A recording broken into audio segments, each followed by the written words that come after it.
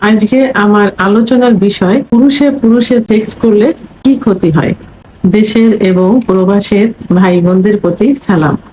আসসালামু আলাইকুম। আমি প্রভাষক ডাক্তার রিক্তা পারভিন, হোমিওপ্যাথি এবং আয়ুর্বেদিক চিকিৎসক।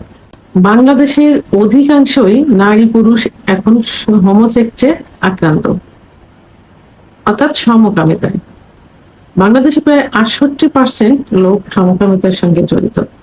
তবে এটা যে শুধু পুরুষে পুরুষে সেটা না, এটা মহিলা মহিলা, অর্থাৎ পুরুষ পুরুষকে পছন্দ করে, মহিলা মহিলাকে পছন্দ করে এবং একে অপরের সঙ্গে যৌন মিলনে আসক্ত।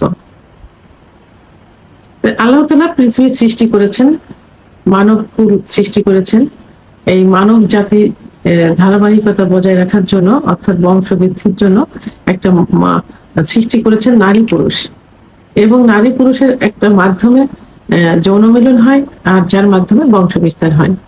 তা যৌন মিলনের জন্য পুরুষের যৌনাঙ্গ এবং মহিলাদের যৌনাঙ্গ, অর্থাৎ পুরুষের পুরুষাঙ্গ মহিলাদের যৌনাঙ্গ মিলনের মাধ্যমে বাচ্চা কনসেপ্ট হয় এবং সেভাবে বংশ বিস্তার হয়, পর্যায়ক্রমে বংশ বিস্তার হয়। তো এখানে পুরুষের সঙ্গে মহিলার যৌন মিলনের কথা বলা হয়েছে, সেটা লিগাল ওয়েতে, বিশেষ করে বিবাহ বন্ধনে আবদ্ধের মাধ্যমে। তো এখানে সমকামিতা তো অবশ্যই আসে না, কারণ সমকামিতা কিন্তু এক গুনাহের কাজ, আল্লাহ তাআলা সম্পূর্ণ নিষেধ করেছেন এবং এর জন্য একটা জাতি কিন্তু ধ্বংসের মুখে পতিত হয়েছিল।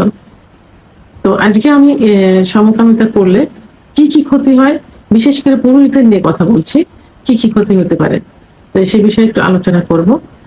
বাংলাদেশে প্রায় 62% মানুষ এইচআইভি-তে আক্রান্ত, আর এইচআইভিটা সাধারণত এই যৌন মিলনের মাধ্যমে হয়ে থাকে, সমকামিতার মাধ্যমে বেশি বিস্তার লাভ করছে।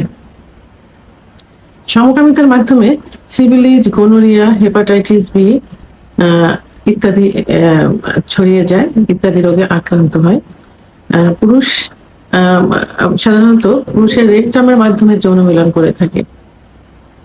রেকটামে অ্যানাল সেক্স কিন্তু এক গুনাহের কাজ, আর অ্যানাল যে পথ দিয়ে সেক্স করা হয় ওটা শুধুমাত্র কিন্তু পেটের বর্জ্য পদার্থ বের করে দেওয়ার একটা পথ।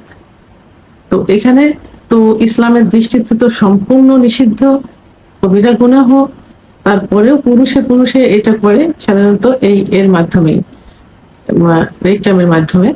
রেকটাম দিয়ে অ্যানাল সেক্স করলে পরবর্তীতে কিন্তু রেকটামে ক্যান্সার হওয়ার সম্ভাবনা খুবই বেশি থাকে, এবং রেকটামে কিছু টিস্যু থাকে যে টিস্যুগুলো চিরে গিয়ে পর্যাপ্ত রক্তক্ষরণও হতে পারে বা হয়, এবং মলদ্বার কিন্তু লুজ হয়ে যায়, ঝুলে যায়। একটা সময় দেখা যায় যে টয়লেটের বেগ আসলে টয়লেট চেপে রাখতে পারে না, বেগ আসলে এমনিতে আসারে বেরিয়ে যায়। এবং যেটা এখন পাইলসের যে সমস্যাটা, এটা কিন্তু অ্যানাল সেক্সের কারণে বেশি হয়ে থাকে, এবং ফিস্টুলা হতে পারে। ফিস্টুলাটা অবশ্য রেকটামের রোডে না, রেকটাম থেকে একটু পাশে হয়, এটাও কিন্তু এই অ্যানাল সেক্সের কারণে হয়ে থাকে।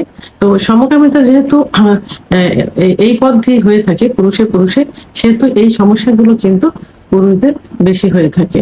এবং পুরুষেরা কি হয়, একটা সময় যে পুরুষ কিন্তু বন্ধ্যাত্বে পরিণত হয়ে যায় এর কারণে, এবং অন্ডকোষে পানি জমতে পারে বা পানি জমে, এবং এর কারণে কি হয়, অন্ডকোষের ভিতরে যেহেতু বীর্য তৈরি হয়, বীর্যের একটা জায়গা আছে, একটা থলির মতো একটা জায়গা আছে যার ভিতরে বীর্য সংরক্ষিত অবস্থায় থাকে। তো যখনই পানি জমবে তখনই দেখা যাবে যে সিমেন্সে ইনফেকশন হতে পারে, এবং ওই ভিতরে সিমেন্সের ভিতরে যে শুক্রাণু তৈরি হয়, তো শুক্রাণু তৈরিতে বাধাগ্রস্ত হবে, এবং শুক্রাণু যেগুলো তৈরি হবে সেগুলো খারাপ অবস্থায় আসবে। তো এইগুলো পুরুষে পুরুষের সেক্স করলে এই সমস্যাগুলো হয়ে থাকে, অর্থাৎ এই ক্ষতির সম্মুখীন হয়। পরবর্তীতে আমি অবশ্য মহিলাদের বিষয় নিয়ে আলোচনা করব, কারণ সমকামিতা শুধু পুরুষই করে না, পুরুষে হয় না, মেয়ে মেয়েতেও হয়ে থাকে। তাদের বিষয়ে পরবর্তী ভিডিওতে আলোচনা করব। ভিডিওটি সম্পর্কে যদি কোনো মতামত থেকে থাকে অবশ্যই কমেন্টস এর মাধ্যমে জানাবেন। আর ভিডিওটি ভালো লাগলে লাইক, কমেন্ট, সাবস্ক্রাইব করে আমার সঙ্গে থাকুন। আল্লাহ হাফেজ।